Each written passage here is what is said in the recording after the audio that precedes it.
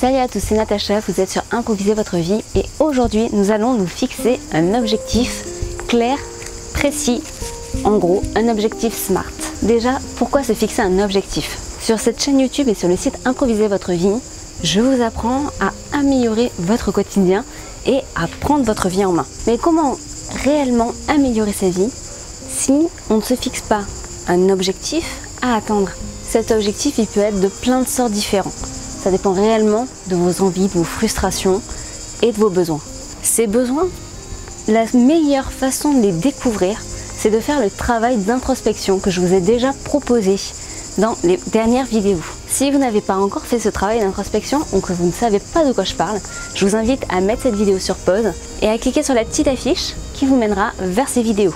Si vous avez besoin d'un support pour faire ce travail et après pour fixer votre objectif, je vous invite à aller lire le guide sur le sujet. Je vous partage tous les liens en description. Alors, qu'est-ce qu'un objectif SMART? Le terme SMART est un moyen mnémotechnique. Chaque lettre correspond à une caractéristique de l'objectif que vous allez devoir vous fixer. Donc S comme spécifique, M comme mesurable, A comme ambitieux, R comme raisonnable ou réaliste et T comme temps.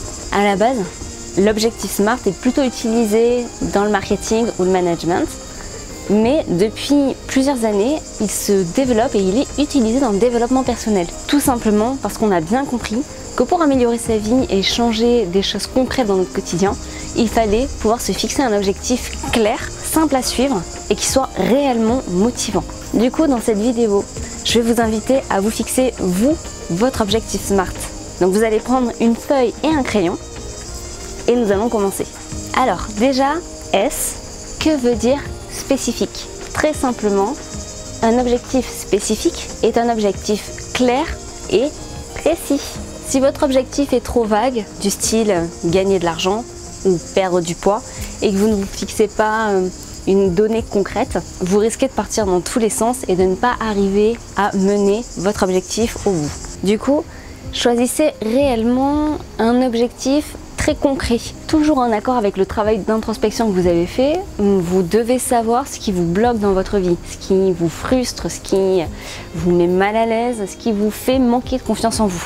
Ça peut être une prise de poids, ça peut être un travail qui ne vous plaît pas, ça peut être un besoin financier, ça peut être l'envie de rencontrer quelqu'un. Tous les objectifs se valent, il n'y en a pas un qui est meilleur que l'autre.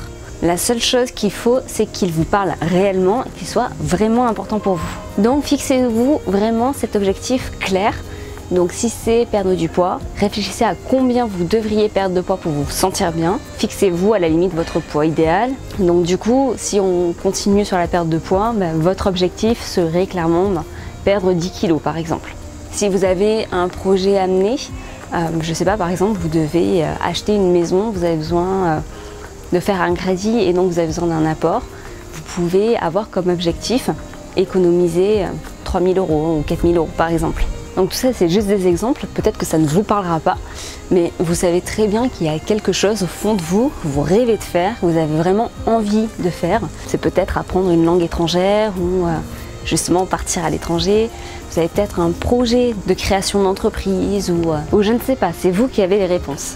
Donc cet objectif spécifique, il doit aussi être mesurable, tout simplement parce que votre objectif, s'il est trop flou, même chose, vous n'arriverez pas à rester concentré dessus. Et l'intérêt d'avoir un objectif qui soit mesurable, c'est que vous pourrez réellement voir vos progrès dans le temps. Donc les deux exemples que je vous ai donnés tout à l'heure, c'est très bien, que ce soit la perte de poids ou que ce soit le fait de faire des économies, vous pouvez réellement mesurer combien de poids vous avez perdu, combien il vous reste à perdre, combien d'argent vous avez économisé et combien vous avez besoin au final de gagner de l'argent. Ça peut être aussi le nombre de livres que vous allez vendre si vous êtes auteur et vous dire combien de publicités il faut que vous fassiez pour arriver à toucher tant de lecteurs et voir combien de livres seront vendus par rapport à la publicité que vous faites. Je ne sais pas si cela est très clair, donc n'hésitez pas à me dire en commentaire si vous avez besoin d'un peu plus d'explications. De toute façon, je vous renvoie au guide, j'y détaille vraiment tout ça très bien. Donc, le point essentiel de tout ça, c'est A, ambitieux. N'oubliez pas que nous sommes dans une démarche de changement de vie. cet objectif que vous allez vous fixer, vous n'allez pas vous le fixer sur du court terme, voilà, c'est pas quelque chose comme acheter de nouveaux habits ou ce genre de choses.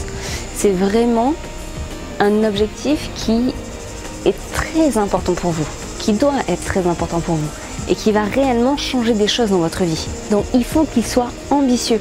Donc il ne faut pas que vous évitiez ce travail en vous disant non, ce dont j'ai envie n'est pas accessible, n'est pas possible, c'est trop dur à obtenir, c'est trop dur à faire. C'est peut-être vrai, mais essayez de vous fixer quand même cet objectif. Après par contre, il faut qu'il soit ambitieux, oui c'est vrai, mais il faut aussi qu'il soit réaliste. Que ce soit en termes d'objectif ou en termes de durée, il ne faut pas que vous mettiez une pression qui vous empêche de réaliser cet objectif. Si vous visez trop haut, trop vite, vous lâcherez l'affaire en 2-2 et vous n'arriverez pas à tenir vos engagements. Donc soyez raisonnable, mais soyez ambitieux. Choisissez réellement un projet qui vous tienne à cœur et réalisez-le par étapes. Ça, c'est une astuce qui marche réellement. Découpez votre objectif par étapes. Fixez-vous des objectifs intermédiaires. Il faut que votre objectif final, celui que vous fixerez tout au long de votre projet, il faut qu'il soit réellement ambitieux. Mais pour pouvoir l'atteindre et ne pas vous lasser dans la poursuite de cet objectif, il faut que vous puissiez avoir des petites victoires. Et tous ces objectifs intermédiaires, à chaque fois que vous en réaliserez un, ce sera une victoire que vous allez atteindre. Donc fixez-vous aussi une récompense. À chaque fois que vous atteindrez un objectif, offrez-vous quelque chose ou faites-vous plaisir. Il faut que chacune de ces petites victoires soit réellement récompensée. Une autre astuce pour maintenir le cap sur votre objectif et sur votre projet, c'est de noter tous vos exploits dans un cahier. Alors, moi personnellement, j'utilise un agenda.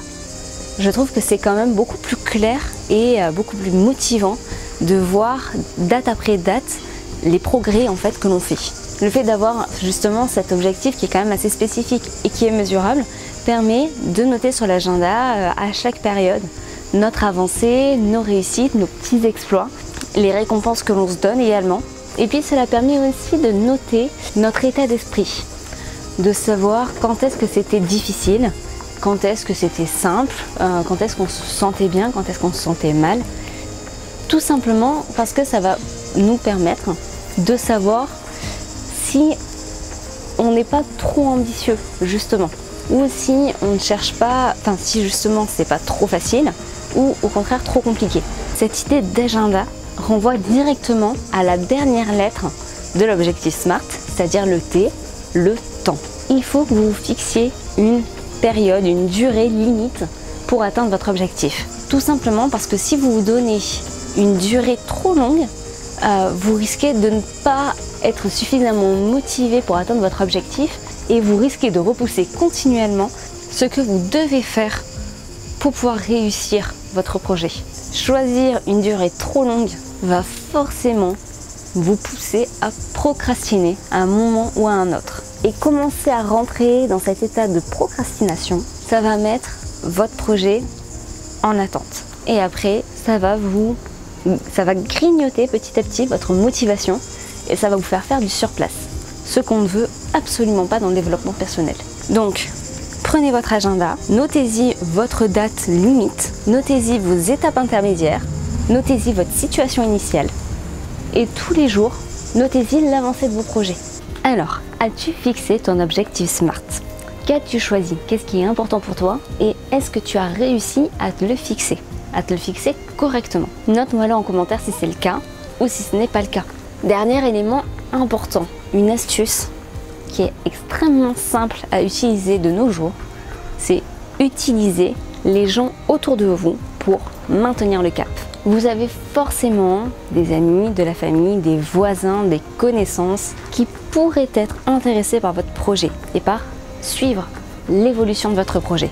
Ne serait-ce que pour vous aider, si vous leur posez la question, si vous leur demandez de vous aider à maintenir votre motivation, ils le feront. Impliquez-les dans votre projet. Expliquez-leur pourquoi vous voulez atteindre ce projet, pourquoi il est important pour vous. Et demandez-leur régulièrement, fixez-vous une durée, peut-être tous les jours ou toutes les semaines, tous les mois, qu'ils vous posent la question où en est ton projet. Et puis plus simple encore, aujourd'hui nous avons la chance de pouvoir diffuser notre évolution et nos réussites sur le net grâce aux réseaux sociaux. Vous avez très certainement plein d'amis sur Facebook, sur Instagram, sur Twitter ou sur n'importe quel autre réseau social.